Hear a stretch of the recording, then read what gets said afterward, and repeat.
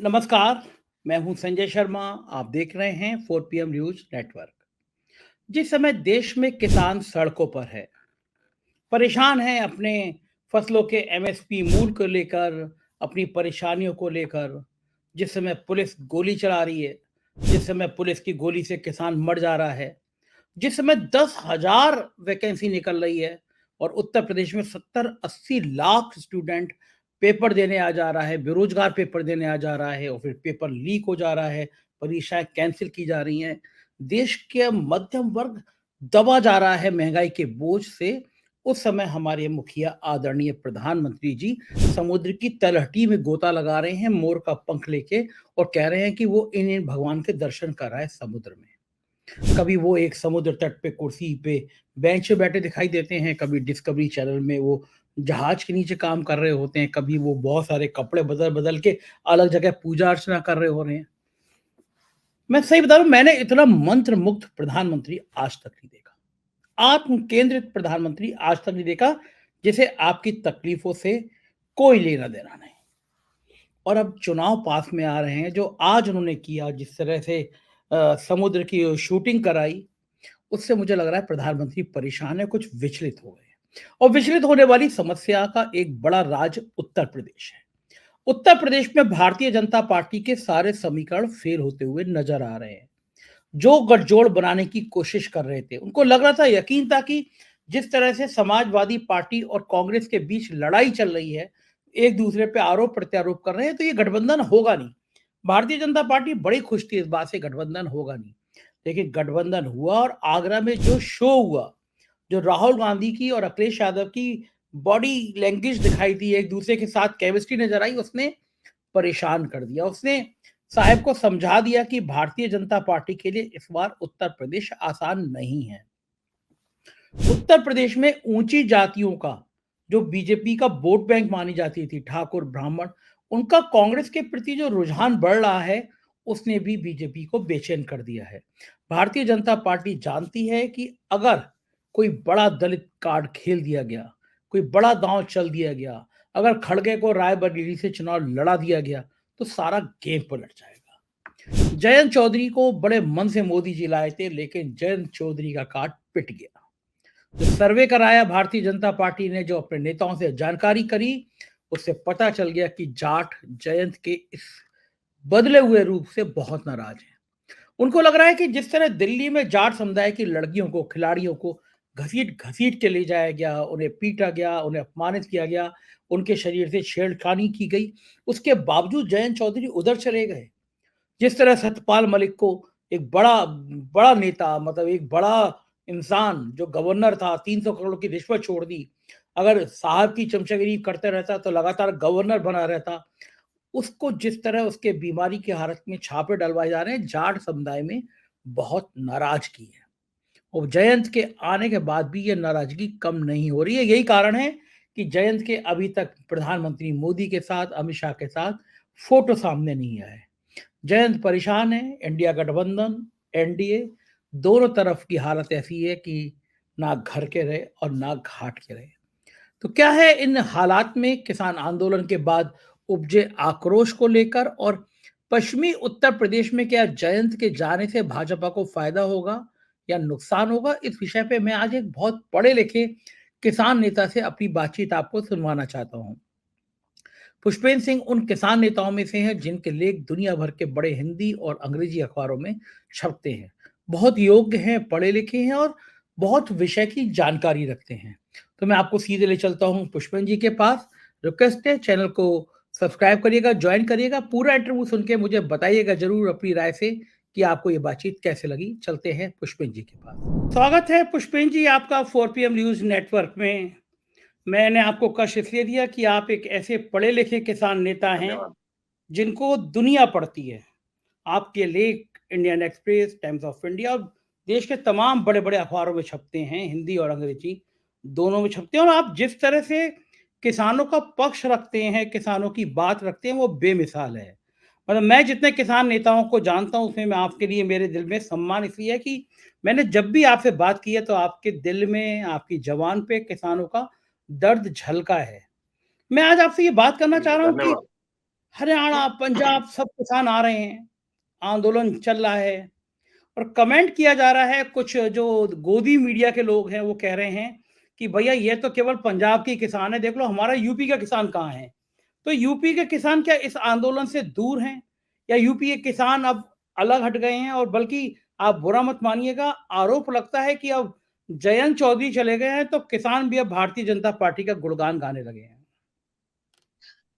देखिए संजय जी, सबसे पहले तो मुझे जो आज सूचना मिली है, आपके चैनल के जो है सबसे ज्यादा व्यूज मिले हैं पिछले 1 महीने में। और उसके लिए आपकी मेहनत, आपकी टीम और आप सब लोगों को बहुत बहुत मुबारकबाद। आप नंबर 1 पोजीशन पे पहुंच गए, 10 करोड़ से ज्यादा व्यू आपको मिले हैं।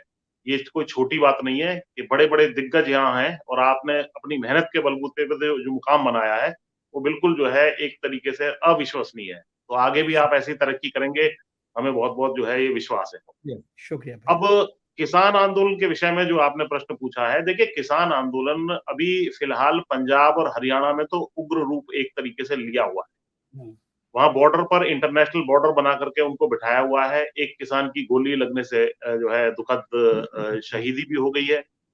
और हरियाणा के किसान जो उस आंदोलन को ज्वाइन करना चाहते हैं, उनके ऊपर तरह तरह के अत्याचार, उनके लाठी और आंसू गैस के गोले या उनके ऊपर एनएसए या तरह तरह के नोटिस और पुलिस या तंत्र जो है पूरा गांव गांव के बाहर लगा दिया गया है ताकि कोई ज्वाइन ना करे।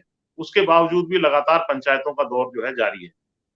ये तो हुई वहां की बात। वहां पर पंजाब में के जो किसान बैठे हैं, अभी उन्होंने 29 तारीख तक के लिए सारी चीजें आगे के लिए डिसीजन जो दिल्ली कूच का है उसको मुलतवी किया है।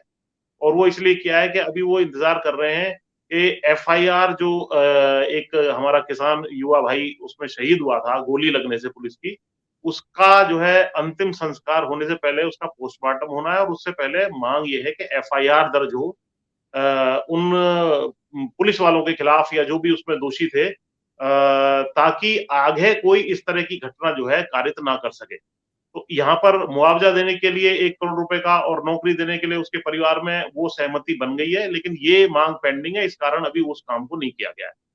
तो बाकी यहाँ एसकेएम ने भी अपने काम जो है समर्थन इसको दिया है। एसकेएम ने अपनी तरफ से जो संयुक्त मोर्चा था पुराने वाला जिसने दिल्ली आंदोलन किया था, उसमें रेल रोको, रोड जाम करो या ट्रैक्टर मार्च करो, इस तरह के तमाम कार्यक्रम हैं। और वेस्टर्न यूपी में भी ये कार्यक्रम शुरू हुए हैं। हालांकि दिल्ली को घेरने का काम अभी डायरेक्टली कोई प्रोग्राम एसकेएम ने नहीं शुरू किया। जी ये बात तो ठीक है, लेकिन मुझे बताइए, आप आंदोलन को कई दिन हो गए, अभी आप केवल संयुक्त किसान मोर्चे का आप मैं देख रहा हूँ केवल बयानों तक सीमित है। एक दिन ट्रैक्टर मार्च निकाल दिया। क्यों नहीं आप यहाँ के किसान, हरियाणा के किसानों के पास जाते? जब दिल्ली की घेरने की बात आई थी, आप लोग जब मार्च कर रहे थे, दिल्ली में किसान आंदोलन चल रहा था, तो उस समय तक तो हरियाणा, पंजाब, उत्तर प्रदेश हर जगह का किसान बैठा हुआ था। लेकिन इस बार उत्तर प्रदेश के किसान क्यों नहीं हरियाणा के किसानों को जाके समर्थन कर रहे? नहीं, देखिए किसानों का समर्थन तो है, लेकिन कहीं ना कहीं एक फैक्टर जो आपने जिक्र भी किया, देखिए जो जयंत चौधरी ने जाकर के किसानों का साथ छोड़ के जिस प्रकार जयंत चौधरी भाजपा के साथ मिल गए, उसका भी कहीं ना कहीं असर हो रहा है। और मुझे बड़े दुख के साथ कहना पड़ रहा है कि जयंत चौधरी जी न केवल अपने दादाजी की जो विरासत थी उसको भूल गए, उनके सिद्धांतों को भूल गए। और ये समझिए कि भाजपा ने या मोदी सरकार ने उनको भारत रत्न अवश्य दिया है, उसके लिए हम उनका धन्यवाद भी करते हैं। लेकिन कौन सा किसान है इस देश का जिसके लिए चौधरी चरण सिंह जी भारत रत्न नहीं थे? भारत रत्न उनको उन्होंने दे दिया था, तो आपने उनका धन्यवाद करना चाहिए था केवल। उसके आगे बढ़ के आपने जो है यहाँ गठबंधन तोड़ के जिस प्रकार वहां गए हैं, ये चीज जो है देश का किसान बिल्कुल भी बर्दाश्त करने वाला नहीं है। और जयंत चौधरी जी का भी व्यक्तिगत भी जहां तक सवाल है, भाई ये 2014 में चौधरी अजीत सिंह जी को, इनके जो पिताजी हैं थे, और ये खुद इनको मथुरा से और बागपत से भाजपा ने हराया। उसके बाद इनको दोबारा 2019 के चुनाव में हराया, और 2019 के चुनाव में तो बहुत कम वोटों से इनको हराया। उस हार को भूल करके आप जो है फिर भाजपा में चले गए।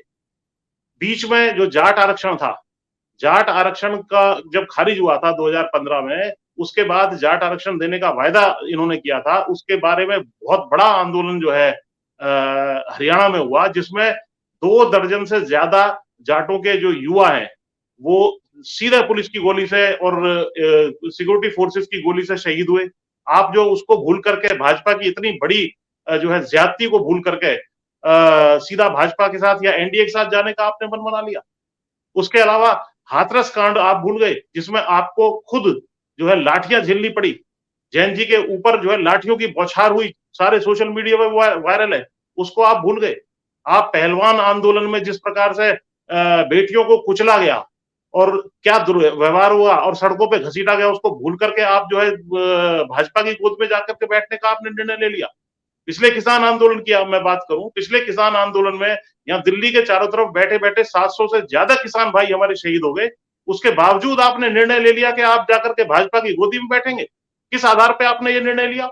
अभी जो उसके बाद जो चुनाव 2022 के हुए, आपका तो एक एमएलए था, वो भी चपरौली वाला भाग गया था। ये सारे के सारे 8-9 एमएलए आपके किसके बलबूते पे आए? केवल किसान आंदोलन की बदौलत आपको वो एमएलए मिले। आज आप उन एमएलए का सौदा जो है वहां जाकर के कर रहे हैं।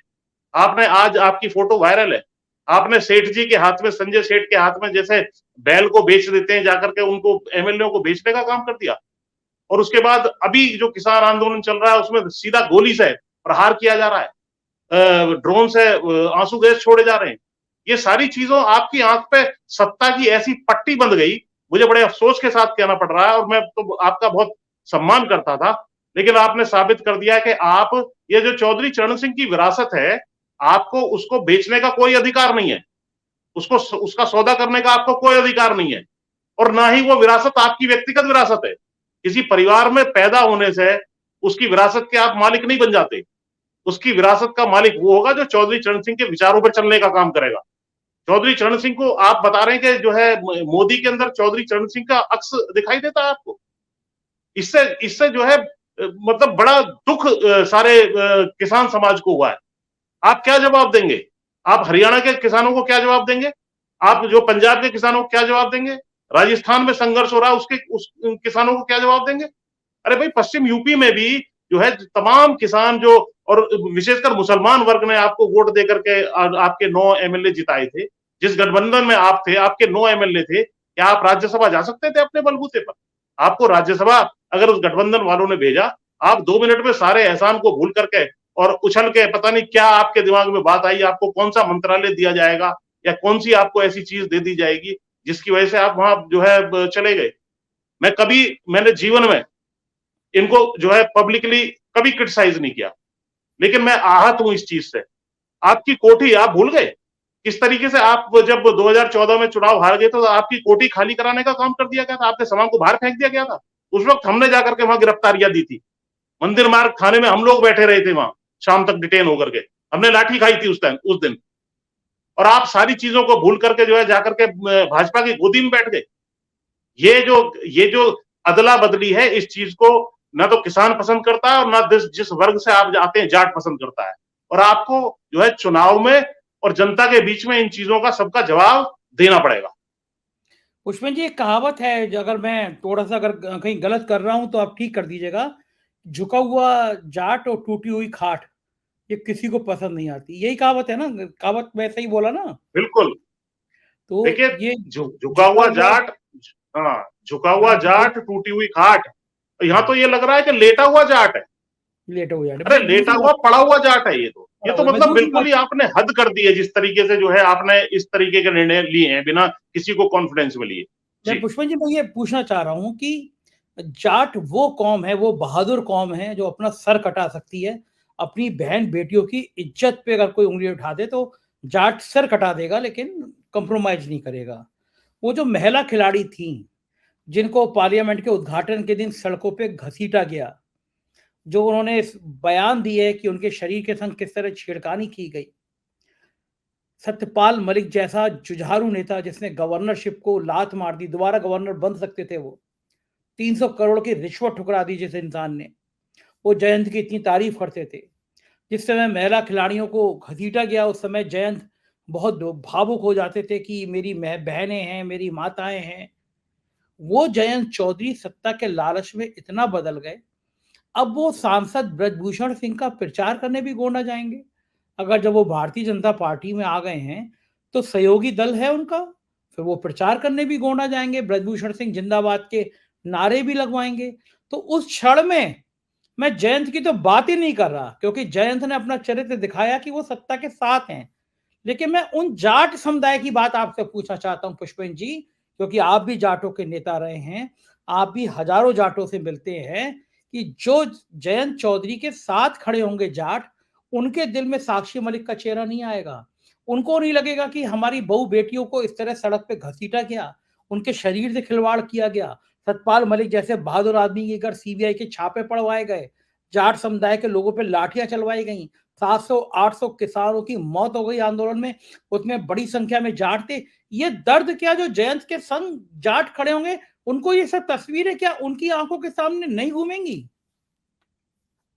देखिए, घूमनी तो चाहिए, लेकिन सत्ता के नशे में आकर के आदमी क्या निर्णय ले ले और क्या उसके अंदर था। अरे आप जब 10 साल से सत्ता से बाहर थे, आप संघर्ष कर रहे थे, कम से कम आप सही के साथ खड़े तो थे। भाजपा जो सारे लोकतंत्र को खत्म करने पे उतारू है, किसी की भी जो है आंदोलनकारी को कुचलने पे उतारू है, उसके साथ आप आके खड़े हो गए। आप तो कहते थे मैं चवन्नी नहीं हूं जो पलट जाऊंगा।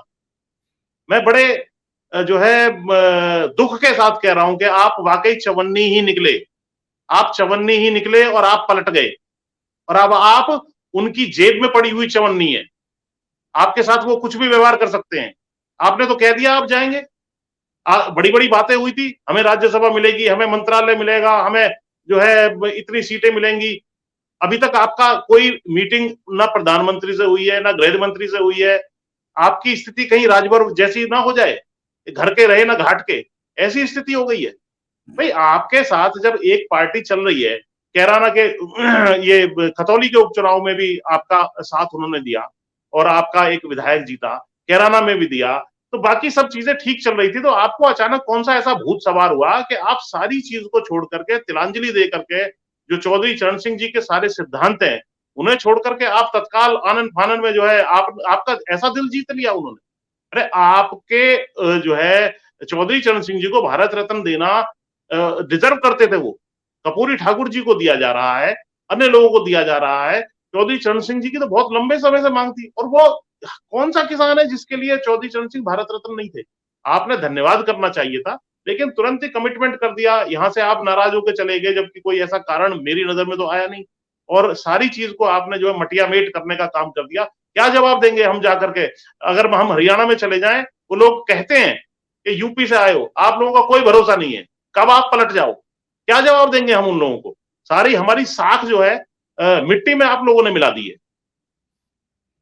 ये बात आप बिल्कुल सही कह रहे हैं कि आप अगर हरियाणा में जाएंगे तो अब उत्तर प्रदेश के जाट नेता, चूंकि वो चौधरी साहब का परिवार बड़ा जाट नेता परिवार माना जाता था, चरण सिंह, अजीत सिंह और फिर जयंत, सवाल तो खड़े होते ही होते हैं कि भाई तुम यूपी से आए हो, तुम पलट जाते हो, चवन्नी की तरफ पलट जाते हो। पुष्पेंद्र जी, बहुत पीड़ा होती होगी ना आपको ये सब देखकर और आपके साथियों को ये सब देखकर? देखिए, हम ये समझते थे कि भाई जयंत चौधरी के रूप में एक बहुत बढ़िया नेता हमें मिला है, जो चौधरी चरण सिंह जी की विरासत को आगे लेकर के जाएंगे। और हम तो इनके पक्ष में ही, जो भी एक तरीके से जो किसान आंदोलन था, उसमें लगातार हमने इतनी जबरदस्त मेहनत की, उसी का परिणाम रहा। 700 किसानों की यहाँ शहीदी हुई। आपने जो है देखा कि भाई आपके 9 विधायक जीत गए। आपके 9 यानी पॉलिटिकल पावर जो भी आपको मिली है, वो किसानों के बलबूते पे मिली है। आप बताइए, आप अपने नाम पे बता दें, जयंत चौधरी पिछले 2009 से आप सांसद हैं, उससे पहले से आप राजनीति में एक्टिव हैं। व्यक्तिगत रूप से इनका क्या अचीवमेंट है आज तक? कोई अचीवमेंट ये बता दें। केवल जो है गठबंधन के बदौलत 2 चुनाव ये जीते, लड़े थे 14 और 19 का, बिना गठबंधन के, वो उसमें ये हारे हैं दोनों। तो ये जो चीज हुई है, ये बिल्कुल भी पच नहीं रही है लोगों को। बड़े बड़े परेशान है। हमारे पास भी लोगों के फोन आते हैं, क्योंकि आपको शायद जानकारी हो, मैं जो है 2010-11 में नेशनल जनरल सेक्रेटरी था युवा में, लोकदल में ही।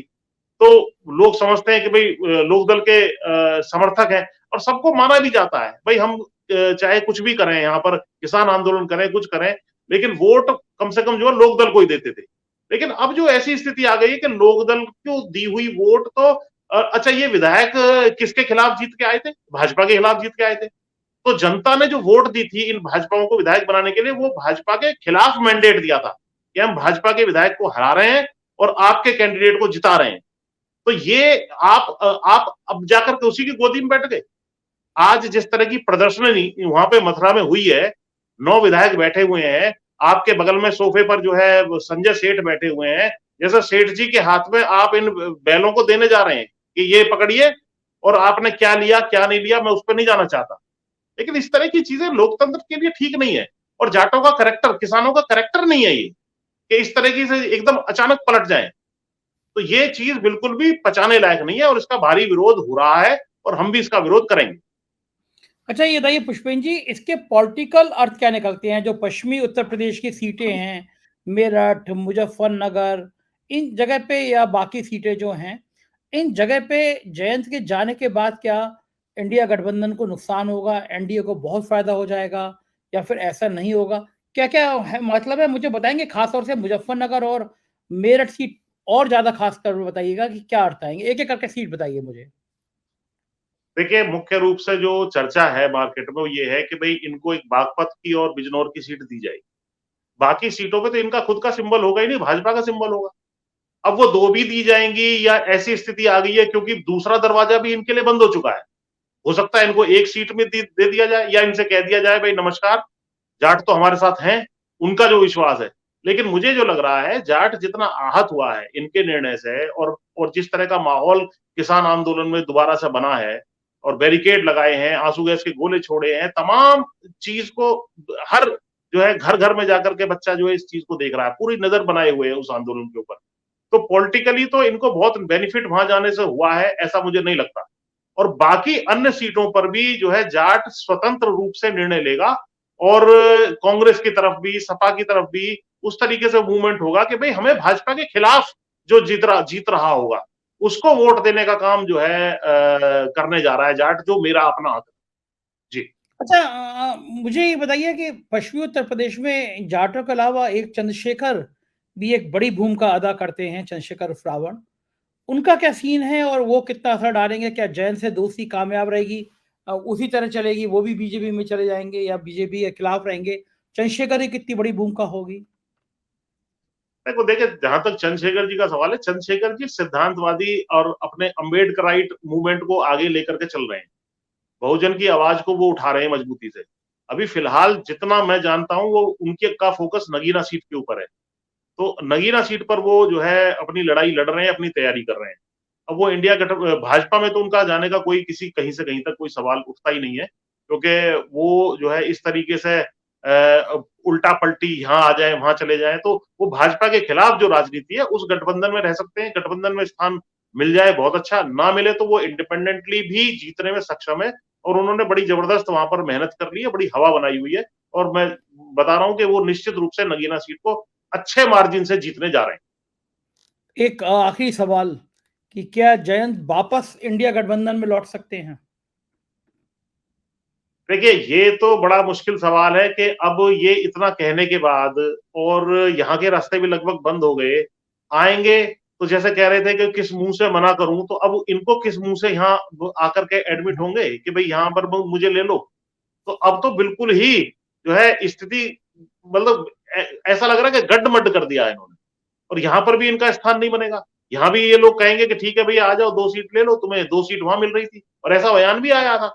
पिछले दिनों जो है अखिलेश जी का बयान आया था, भाई हम तो 7 दे रहे थे, वहां तो इनको 2 ही मिल रही है। तो कहाँ 7 सीटें, कहाँ 2 सीटें? अरे भाई 2 सीटें उसमें से भी आप खुद लड़ रहे हैं, नहीं लड़ रहे हैं, इसका बहुत जो है साफ नहीं है।